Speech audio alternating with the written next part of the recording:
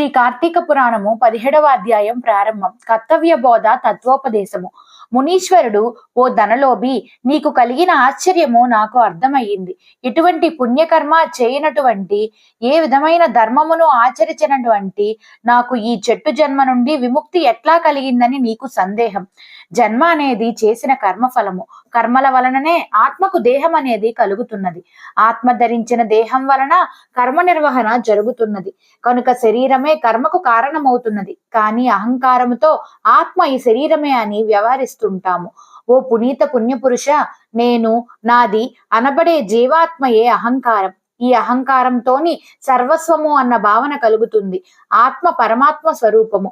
పుట్టుక, మరణము, వృద్ధి పొందడం, క్షీణించడం అనేవి శరీరానికి మాత్రమే ఉంటాయి, ఆత్మకు ఉండవు.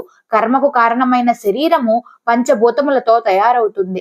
రంగు, రుచి, వాసనలకు, ఆహార